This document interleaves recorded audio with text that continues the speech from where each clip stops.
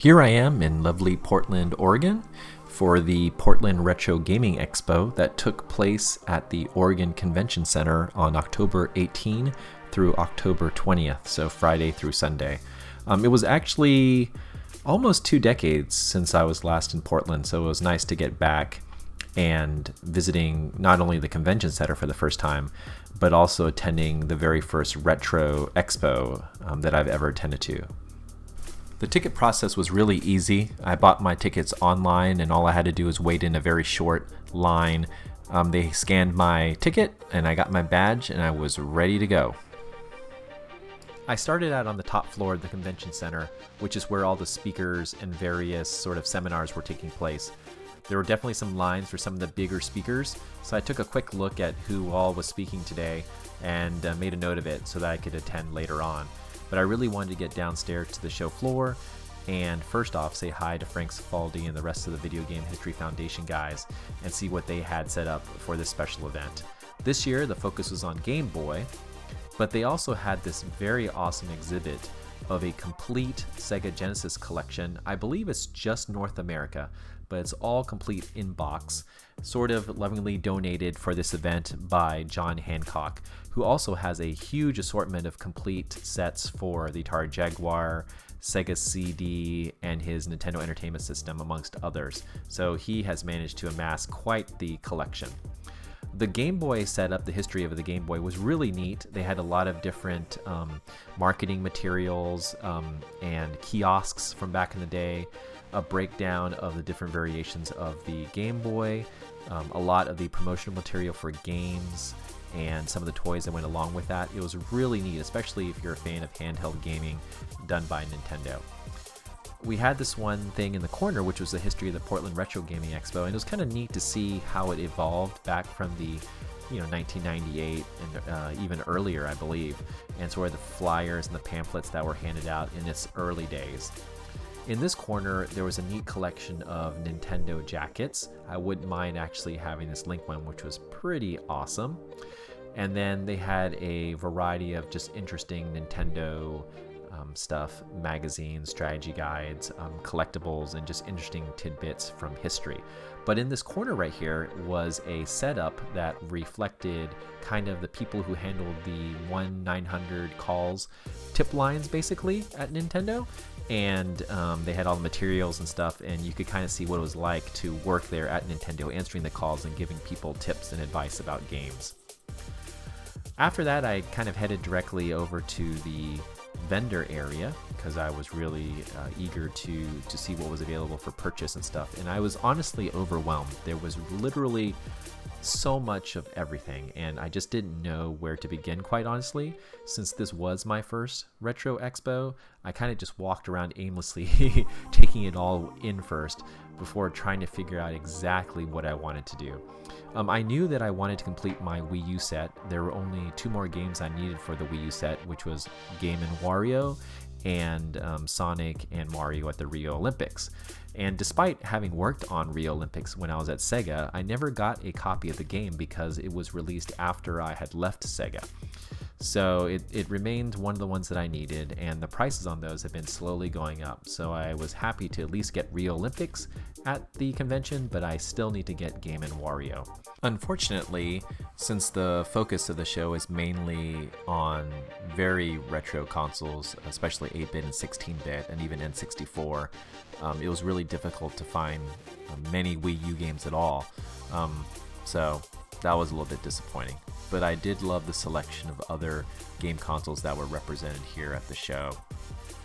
I took a break after that and checked out one of the talk sessions. This one was being run by John Riggs, who obviously is a known YouTuber. He sort of streams stuff with his kids and makes a lot of simple but fun videos about games in general and also playing games with his kids. So that was kind of fun to check out. After that session, I went back downstairs and took some time in the arcade, played some cool retro games, as well as some pinball games and things along that line before jumping back into another session, this time with Metal Jesus and the rest of his crew. John Riggs was there as well again. and John Hancock and Kelsey from Pink Gorilla Games, and a lot of the other folks who have shown up on the Metal Jesus Rocks videos. And that was really fun. When you get a lot of guys up there and gals who are lovingly interested in games and talking about it, it's a lot of fun. Oh, this was interesting. This is something I've been following for a little while. Obviously, shadow boxes are not something new for the games industry. People have been making them, but now this company Pixel Frames is making officially licensed ones. And one of the first ones is Street Fighter, which I am definitely going to pick up once it's available. Hopefully, I think next month. And they're not priced that much either. I think they're about 20 or 30 bucks, which is great. This company, M Classic, was pretty cool. They have this HDMI dongle that helps smooth out edges of video games and, obviously kind of shows them in a more clear way on 4K displays. Put a bookmark on that booth because I'll come back and talk about them in a second. This was really random. It was an Amico ad, and I don't know who did this, but they took a bunch of scans from the videos that were released for the Amico, and they put them up on a wall with some other advertising about the system. And I'm not sure why it was there, but it was interesting. I mean, that's a system that I'm very interested in learning more about and checking out, and I love that it was shown there, but I just don't know who did that. At this point, I was starting to focus on 32X and Sega CD games. Obviously, both of those platforms have kind of gone up in value and cost over the last few years, but there's still some good games and bargains to be found, quite honestly. And the great thing about this expo is that you can really haggle a bit with folks and try to get those prices down, especially if you buy, a few different games from the same person. They'll generally give you a bit of a deal. It just requires you going through and spending some time sorting through all these different bins and baskets and finding stuff that is stuff that you're interested in. Lastly, I kind of stopped by the Pink Gorilla booth. Kelsey or Cody weren't there. I wanted to say hi, but it was neat that they had a booth there, and it seemed to be doing pretty well. That was pretty much my last stop for the Portland Retro Gaming Expo this year, and I really enjoyed it. But there are a few other things that I wanted to share with you guys that I came across while at the show. This thing is a Famicom box, and for those who don't know, it is basically a box that holds around 15 Famicom games. It was distributed by Nintendo in 1986 to stores, and people could basically go in and choose the games and play them and see if they liked them or not, and then could buy them. What's most interesting is that while it's a Famicom box, it doesn't use Famicom controllers. Basically, American-style NES controllers were used, as well as a American-style zapper gun. So that was kind of peculiar, but it's still a neat, kind of awesome thing to come across, and it would be awesome to have one of those in my collection. The same goes for this, which most of you should probably know is the coveted I think the only working prototype of the original Sony PlayStation Nintendo combo. This obviously was before the PlayStation. The sort of cause and effect of this is that it resulted in the development of the PlayStation by Sony later on, and making Sony a competitor against Nintendo up until this day. But what's neat about this device is that it actually works. It plays the Super Famicom games, and actually at the show they had Mortal Kombat playing, and I played it for a little bit. It was kind of weird to be playing Mortal Kombat on it, but it is a super rare system, and you'll probably never come across it again. The owner is looking to sell it to a private seller, and that means you probably will not be able to see it or play it in public again. So it was neat to be able to see it at the expo, and it's just a huge part of video game history. And like I said, it was just awesome to be able to see it and play it and check it out at what could be the very last appearance of it. One other cool item from video game history that I saw was a interesting little thing called the Imagine Dental Imaging System. And some of you may recognize this as looking like an Atari Jaguar, and you would be right. So remember when I told you earlier in the video to put a bookmark in one of the booths that I recorded?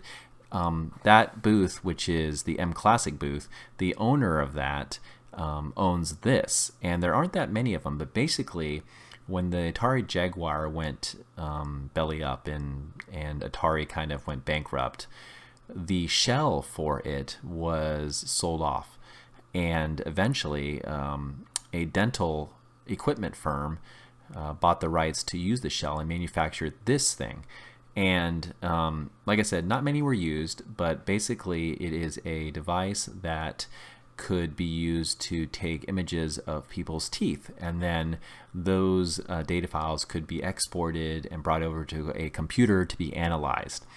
And from my understanding, the original system used a SCSI interface, which was going away in favor of USB. And since people didn't want to deal with SCSI anymore and a lot of the issues with just the old tech, no one really ended up buying these pieces of cool dental equipment.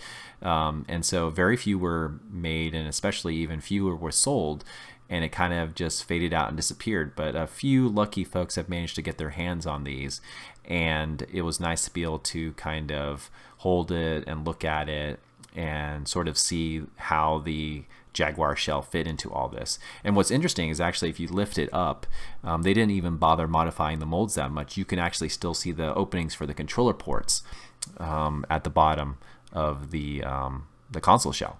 So anyway, that was pretty neat. It was a nice wrap up and last kind of bow to my experience at the Portland Retro Gaming Expo. I loved every minute of it. Obviously, I wish I could have stayed longer than a day, but I had to get back. I had to drive basically the 11 hours that it took to get from Portland back down to the San Francisco Bay Area. But, you know, I ended up leaving with some cool purchases. I met some interesting folks that I'm sure I'll be talking to and hanging out with in the future. And all in all, it was a completely fun and awesome experience. So next year, if you happen to be in the Portland area and are also interested in video games and sort of the retro gaming scene, I would highly recommend you attending the Portland Retro Gaming Expo. There's plenty of fun to be had by all, and it seems like every year it just gets bigger and bigger. I'm not going to show you what I bought at the Expo in this video. I'm going to make a separate video for that to kind of go through that stuff and explain why I bought it. But I hope you enjoyed this video. I hope you enjoyed sort of a sneak peek at the Portland Retro Gaming Expo. And thanks for watching. I appreciate it. And I will talk to you guys again soon. Take care. Bye.